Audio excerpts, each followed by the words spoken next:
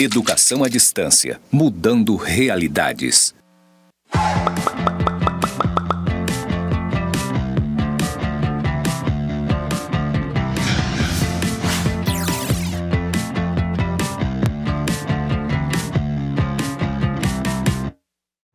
Olá, tudo bom?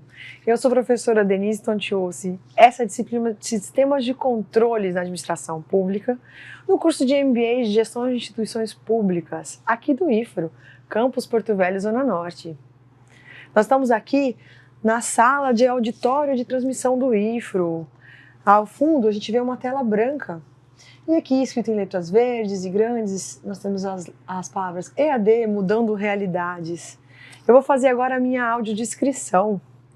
Eu sou uma mulher branca, de cabelos longos e claros. O sinal que me identifica na comunidade surda é esse aqui. Aqui no canto direito do vídeo vocês conseguem ver a Sebastiana fazendo interpretação de livros pra gente. E aí, Sebastiana, tudo bom? Bom, começar agora a nossa segunda aula da disciplina. Nessa aula nós vamos falar um pouco mais sobre prestação de contas. Vamos entender um pouco sobre quais são as modalidades de prestação e quando que elas ocorrem. Vamos então aos slides? Essa é a disciplina de Sistemas de Controle da Administração Pública. Começamos agora a aula de número 2. Vamos falar nessa aula de prestação de contas. O conteúdo dessa unidade é prestação de contas de governo e prestação de contas de gestão. Também tomadas de contas e tomadas de contas especial. O objetivo dessa unidade é diferenciar o sistema de prestação de contas públicas. Prestação de contas e tomadas de conta especial. A Constituição brasileira, em seu artigo 1º, no parágrafo único, reafirma a condição de Estado democrático quando fala: todo o poder emana do povo, que o exerce por meio de representantes eleitos ou diretamente, nos termos dessa Constituição. Quando a sociedade delega o poder de decidir em seu nome a um representante, estabelece uma relação do tipo agente versus principal. E aí, nesse caso, o agente quem está atuando mesmo na ação, o governante, e o principal, o interessado dessa ação, o cidadão. Para Corbari, nesse momento, emerge a possibilidade de conflitos de agência, nos quais o governo se compromete a realizar determinadas tarefas para o cidadão em troca de uma remuneração. É importante esclarecer que o relacionamento de agência, segundo a doutrina, se caracteriza como um contrato, no qual uma ou mais pessoas, ou seja, o principal, contratam uma outra pessoa, que no caso é o agente, para desempenhar algum serviço em seu nome, desenvolvendo a delegação e delegando de alguma forma o poder de decisão ao agente. Dessa relação entre o principal e o agente podem surgir conflitos, chamados conflitos de agência. O conflito de agência é a possibilidade de divergência de interesses entre o principal e o agente, onde um tenta tirar vantagens do outro de uma mesma situação. É importante compreender que essa teoria de agente e principal, ela é importada da gestão privada. Na gestão privada, a gente vai ver essa teoria sendo desenvolvida para explicar as ações de um acionista, que é um dos proprietários de uma empresa, com os gestores da empresa. Por exemplo, um CEO, o que está ali dirigindo a empresa no dia a dia. A gente entende que existe um certo conflito. O acionista, ele é, de certa forma, um proprietário da empresa, ele quer que a empresa dê lucro, ele quer receber o seu dividendo, que é a sua distribuição desse formato do lucro.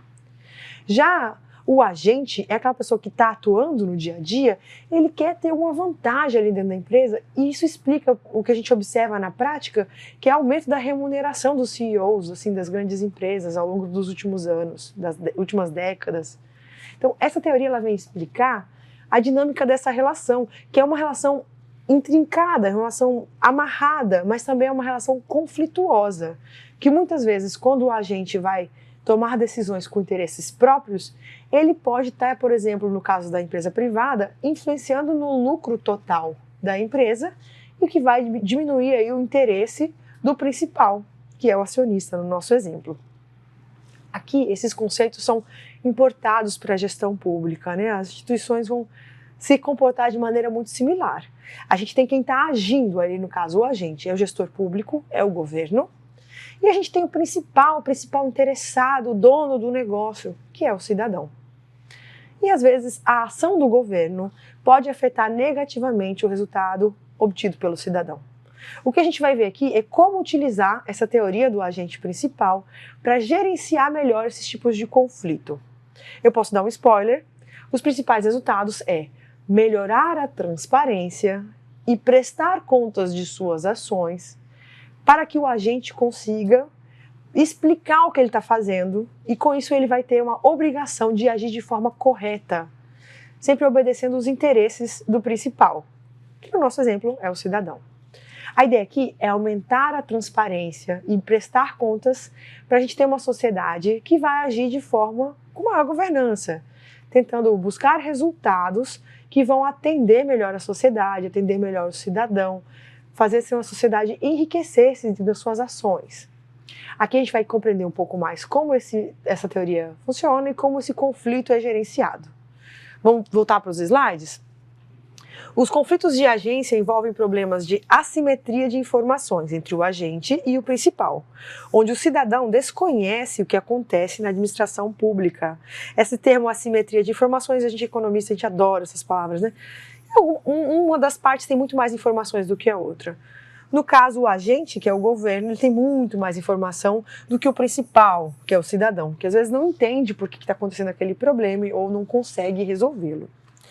Nesse contexto, a assimetria informacional se remete à posse pelo agente de um conjunto maior de informação sobre os meios e os resultados das atividades desenvolvidas pelo gestor público, ao passo que o principal, que é o cidadão, desconhece se o agente, que é o governo, está maximizando na produção de bens e serviços o retorno dos recursos angariados pela sociedade. Considerando que o agente eleito para representar a população dispõe de mais informações em detrimento do desenvolvimento econômico e da promoção da equidade e do bem-estar social, esse poderá procurar atingir seus próprios objetivos, ainda que isso incorra em menores retornos à sociedade. Diante dos conflitos de agência, surgem os mecanismos de reforço como monitoramento, fiscalização e incentivos para que o cidadão possa assegurar a sua vontade. Nesse contexto emerge a accountability, que é o termo em inglês, originado do latim, accomptare, tomar em conta, derivado da forma prefixada de computar, que por sua vez deriva de putare, calcular. Sem uma tradução literal para o português, o termo accountability expressa uma ideia concreta de responsabilização, que se relaciona com a obrigação de prestar contas pelos membros de um órgão administrativo ou representativo. A accountability remete à obrigação de um órgão ou entidade possuidor de prestar contas, então, em função das responsabilidades que decorrem de uma delegação de poder. É um termo abrangente que vai além da prestação de contas pura e simplesmente pelos gestores da coisa pública. A accountability inclui a obrigação de prestar contas, a utilização de boas práticas de gestão e a responsabilização pelos atos e resultados decorrentes da utilização de recursos públicos. A accountability é um instrumento de controle da soberania popular sobre os atos da administração pública e sobre os agentes públicos. Para Corbari, ser um governo accountable é permitir que o cidadão saiba se está ou não atuando na defesa dos interesses públicos. É com base no conhecimento da conduta do gestor público que se pode aplicar as sanções apropriadas, ou seja, o gestor responderá pelos seus atos. Ressalta-se que as demandas por accountability só serão formuladas a partir do momento em que o cidadão passa a participar efetivamente e a se interessar pela coisa pública. Não basta reduzir a assimetria informacional. É necessário também que a sociedade queira participar dos planos e das decisões públicas. Vamos falar então da prestação de contas. O dever de prestar contas foi consolidado na Constituição Federal, no parágrafo único do artigo 70. Prestará conta qualquer pessoa física ou jurídica pública ou privada, que utilize, arrecade, guarde, gerencie ou administre dinheiros, bens e valores públicos, ou pelos quais a União responda, ou que, em nome dessa, assuma obrigações de natureza pecuniária. A prestação de contas é o procedimento pelo qual, dentro dos prazos fixados, o agente responsável por bens ou valores públicos está obrigado por iniciativa pessoal a comprovar ante o órgão ou pessoa que de direito é competente para apreciá-las.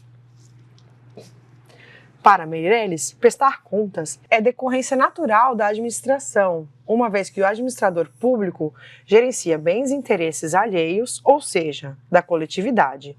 Portanto, é um encargo para a comunidade.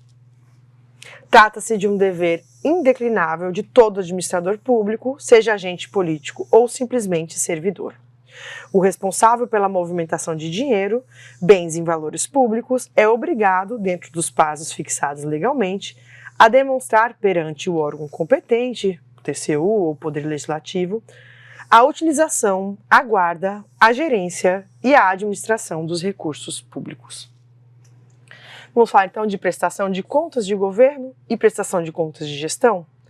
A prestação de contas previstas no artigo 70, parágrafo único da Constituição Federal, são julgadas pelo TCU, visto que apenas o Congresso Nacional é competente para julgar as contas do Presidente da República. O texto constitucional também destaca duas espécies de prestação de contas: a prestação de contas de governo e a prestação de contas de gestão. Falando então de prestação de contas de governo. A compreensão do conceito de contas de governo pode ser extraída do artigo 71. Em linhas gerais, as contas de governo são o meio pelo qual, atualmente, o chefe do Poder Executivo expressa os resultados da atuação governamental no exercício financeiro a que se refere. Normalmente, são prestadas contas anualmente, uma vez que são adstritas ao período de execução do orçamento, que é fixado pelo artigo 34 da Lei 4.320 de 1964, conforme previsão no artigo 165, parágrafo 9º, inciso 1º da Constituição Federal, somente apreciadas pelo Tribunal de Contas e julgadas pelo Poder Legislativo. O artigo 56 da Lei de Responsabilidade Fiscal determina que as contas prestadas pelos chefes do Poder Executivo incluirão, além das suas próprias, a dos presidentes dos órgãos dos poderes legislativos e judiciários e do chefe do Ministério Público.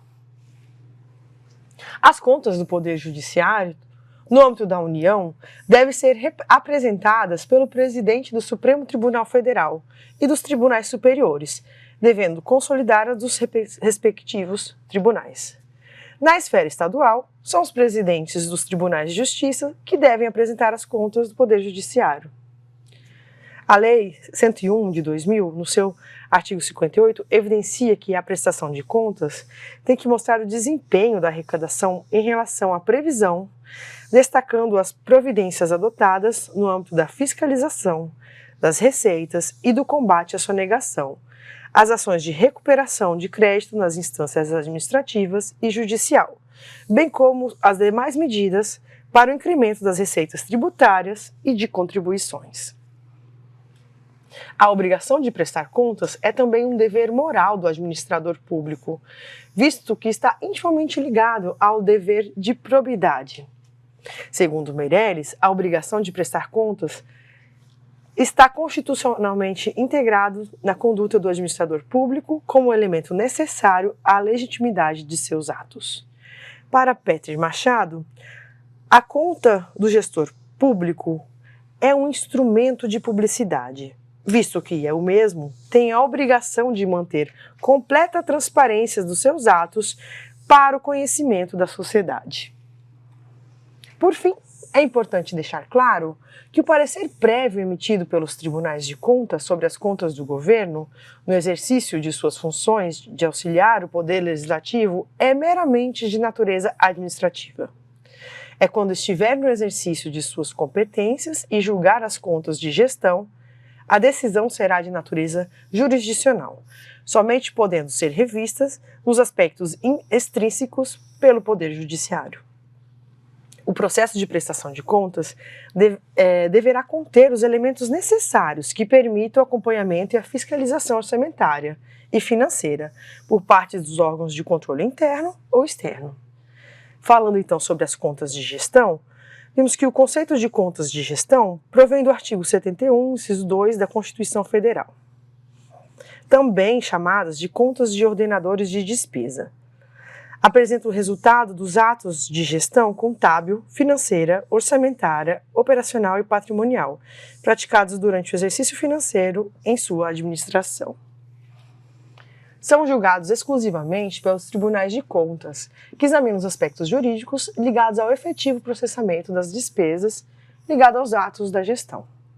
As contas de gestões poderão ser julgadas como regulares, regulares com ressalva ou irregulares. Vamos discutir um pouquinho sobre cada um desses resultados dos julgamentos? As contas regulares são aquelas que expressam de forma clara e objetiva a exatidão de seus demonstrativos contábeis, bem como a legalidade e legitimidade, economicidade dos atos dos responsáveis. As regulares com ressalva são aquelas que evidenciam alguma improbidade ou outra falta de natureza formal, ou a prática de ato ilegal, ilegítimo ou antieconômico, desde que não seja de natureza grave ou não represente injustificado dano ao erário. As contas irregulares são quando há uma comprovação de que houve omissão no dever de prestar contas, grave infração à norma legal ou regulamentar de natureza contábil, financeira, orçamentária, operacional e patrimonial. As contas irregulares também são as contas que demonstrarem injustificado dano ao tesouro público, decorrentes de ato ilegítimo ou antieconômico, ou evidenciem desfalque, desvio de dinheiro, bens ou valores públicos. Falando das tomadas de contas. A tomada de conta é um ato pelo qual a pessoa ou órgão que de direito é competente para executá-la realiza. A tomada de conta é realizada quando o agente responsável pelo negócio de entidade ou por bens e valores públicos deixa de cumprir em prazo legal sua obrigação de apresentar e prestar contas. É importante esclarecer que a tomada de contas pode ser realizada a qualquer momento, independentemente da ausência da apresentação de prestação de contas. Tomadas de contas podem ser de seguintes tipos: anuais, especiais ou extraordinárias. São anuais as elaboradas ao final do exercício. As especiais, quando não ocorre a prestação de contas no prazo estabelecido ou a possível desfalque ou desvio de bens e valores ou outra irregularidade que resulte em qualquer dano ao erário. E ainda extraordinárias, quando em virtude da extinção, fusão, incorporação, transformação, liquidação ou privatização de unidade gestora de um ministério ou órgão. A tomada de conta especial é um instrumento de que dispõe a administração pública para ressarcir-se de eventuais prejuízos que lhe forem causados, sendo o processo revestido de um rito próprio e somente instaurado depois de esgotadas as medidas administrativas para a reparação do dano. A Instrução Normativa do TCU, número 71, de 28 de novembro de 2012, no seu artigo 2º, conceitua a tomada de contas especiais. Tomada de conta especial é um processo administrativo, devidamente formalizado, com rito próprio, para apurar responsabilidade por decorrência de dano à administração pública federal, com apuração de fatos, quantificação de dano, identificação dos responsáveis e obtenção do respectivo ressarcimento. De acordo com a Instrução Normativa do TCU, a tomada de conta especial deve ser instaurada pela autoridade competente, depois de esgotadas as medidas administrativas para a caracterização ou elisão do dano. Observados os próprios norteadores dos processos administrativos, vale destacar que a não adoção das providências previstas na Instrução Normativa número 71, no prazo máximo de 180 dias, caracteriza grave infração à norma legal, sujeitando a autoridade administrativa omissa às sanções legais. Conforme disposto na Instrução Normativa, a averiguação da ocorrência aos danos causados à administração pública é feita por meio da apuração dos fatos, identificação dos responsáveis, quantificação do dano e cobrança do ressarcimento. Para a instauração da tomada de contas especiais, basta a ocorrência de pelo menos um dos seguintes fatos: omissão do dever de prestar contas, não comprovação da aplicação dos recursos passados pela União, mediante convênio, contrato, repasse ou instrumento congênere, ocorrência de desfalque, alcance, desvio ou desaparecimento de dinheiros, bens ou valores públicos, prática de ato ilegal, ilegítimo ou antieconômico de que resulte dano à administração pública federal. Nos termos da Lei Orgânica do TCU, número 8.443 de 92, a tomada de conta especial também pode ser instaurada por recomendação dos órgãos de controle interno ou por determinação do próprio tribunal. Nos casos de omissão na prestação de contas ou inércia na instauração da tomada de conta especial, pelo gestor competente. A instauração da tomada de contas especial pode ser ainda oriunda da conversão de outros processos de controle externo, tal como uma denúncia, uma representação, uma inspeção, auditoria e processos de registro de atos do pessoal. Nos termos da Instrução Normativa 71, de 2012, no artigo 6º, com alteração dada pelo TCU número 76, de 26 de novembro de 2016, dispõe que no caso de dano apurado tenha valor inferior a R$100 mil, a autoridade administrativa federal competente está dispensada de instalar uma tomada de conta especial e encaminhar para julgamento ao TCU. Assim, como se houver transcorrido o prazo de 10 anos entre a ocorrência do fato e a notificação pelos responsáveis.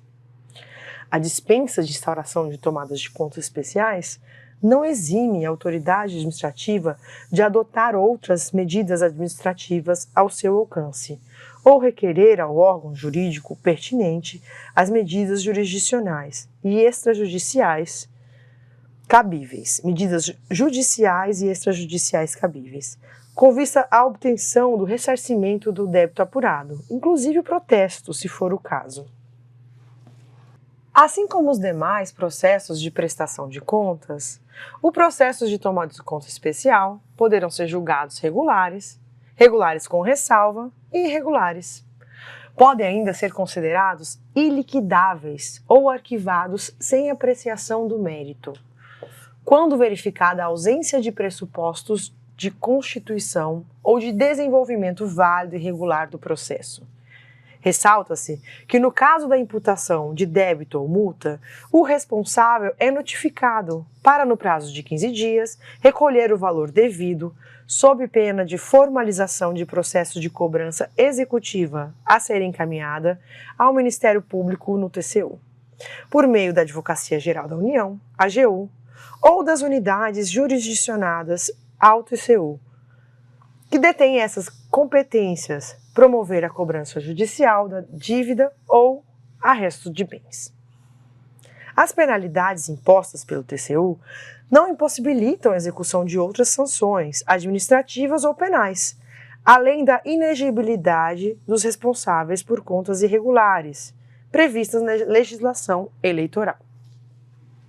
Podem ainda ser aplicadas outras sanções de forma concomitante, tais como declaração de idoneidade particular para licitar ou contratar com a administração pública, declaração de inabilitação para exercício de cargo ou função pública, inclusão no CADIM, comunicação ao Ministério Público Federal, solicitação de arrestos de bens para garantir o ressarcimento e inclusão no cadastro a ser enviado à Justiça Eleitoral, a partir do qual o responsável poderá figurar na lista de inelegíveis.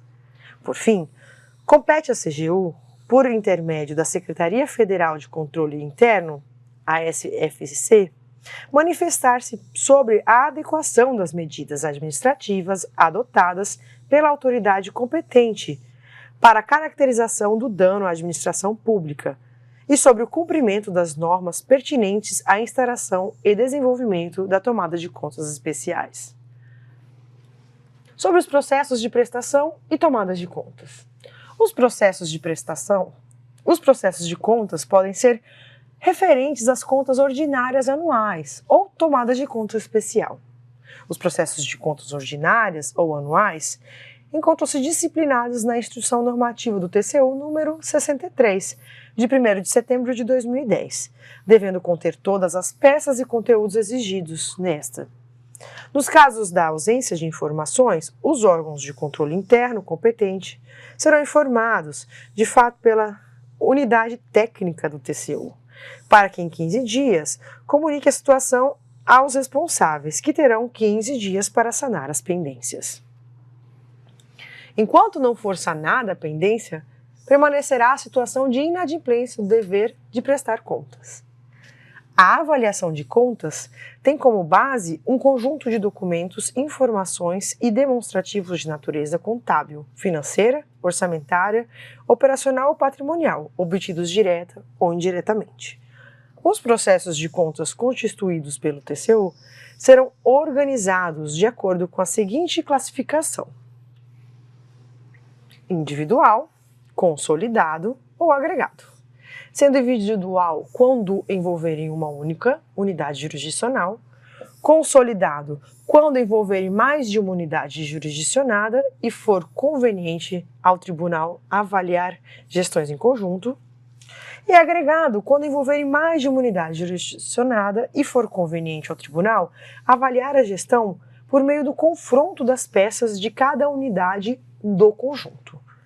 Os processos de contas ordinárias serão constituídos pelos documentos previstos no artigo 13 da Instrução Normativa do TCU, número 63, de 2010, e de outros que forem determinados por decisões normativas do TCU, conforme previsão do artigo 4º, número 4º, também da mesma Instrução Normativa.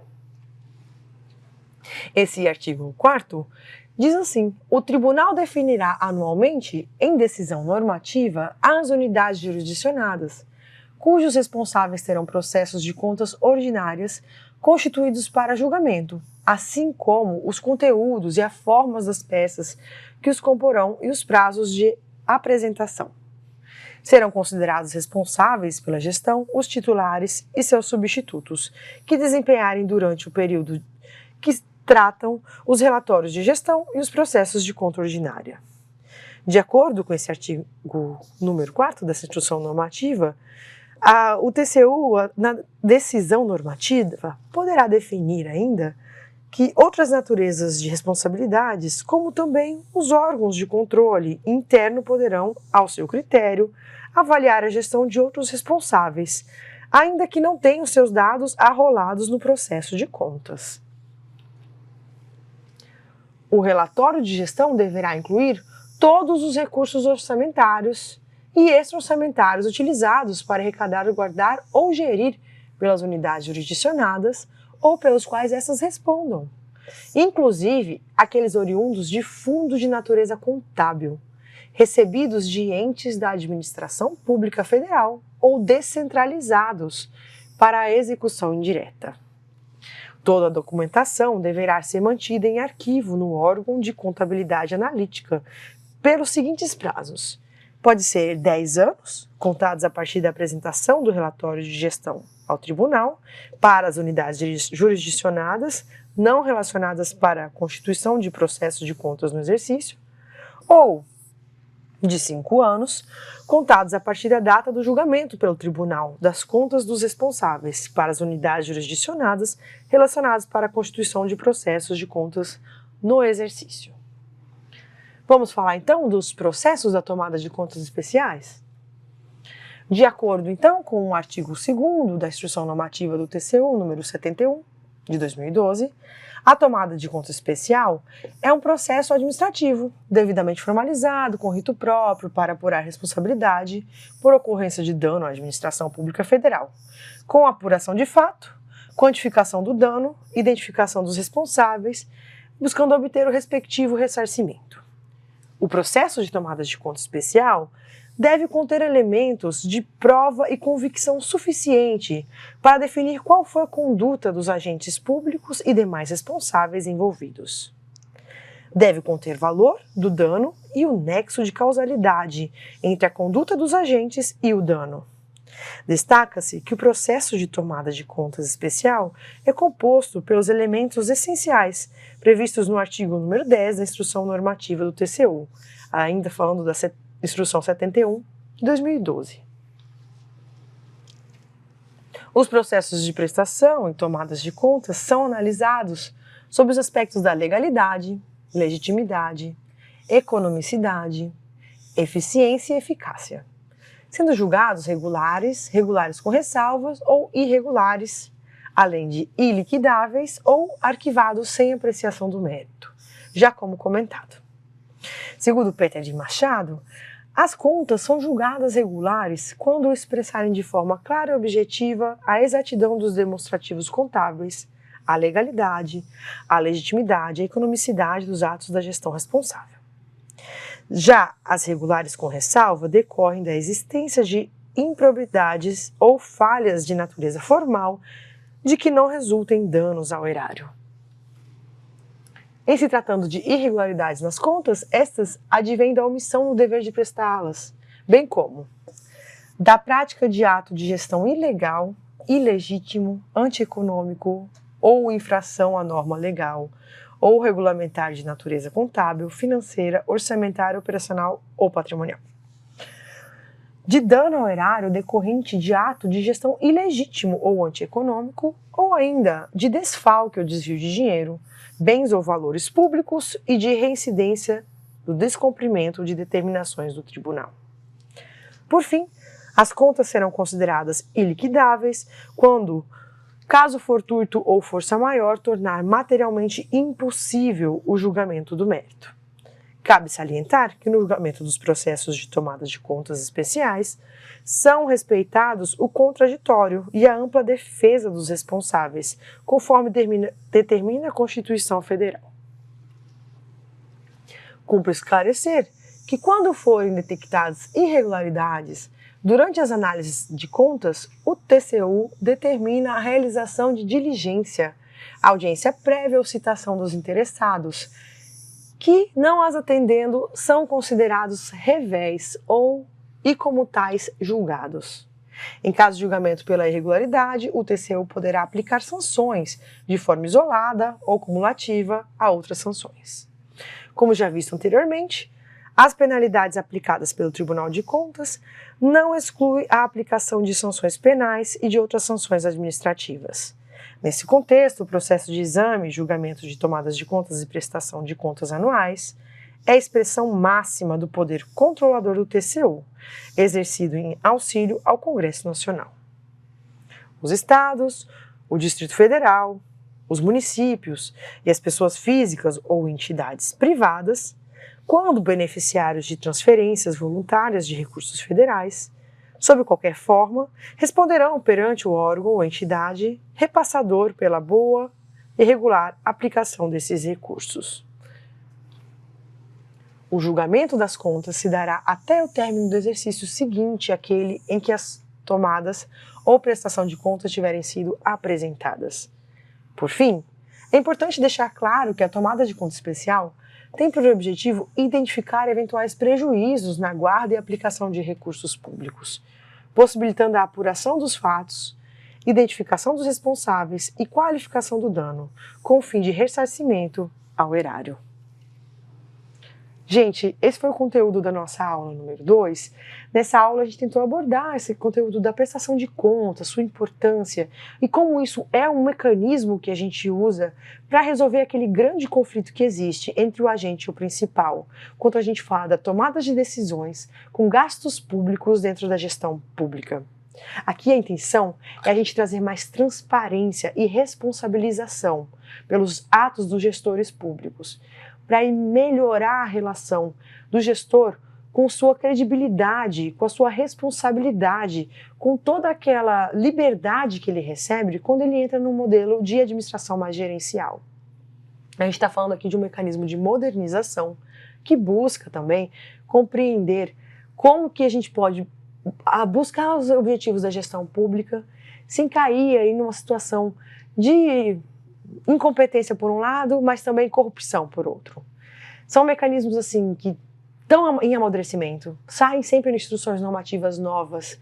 Quando você for trabalhar com isso, é importante ler um material consolidado, como essa apostila que a gente elaborou para essa disciplina, mas também buscar novas instruções normativas que vêm saindo. E ela busca realmente melhorar a qualidade da gestão pública, melhorar a qualidade do que o público entrega para o cidadão. Espero que esse conteúdo tenha ficado mais claro. Nós vamos trabalhar um pouquinho mais esse conteúdo na nossa atividade. Eu convido todos vocês a fazerem a atividade da disciplina e por enquanto a gente fica por aqui e eu vejo vocês na unidade número 3.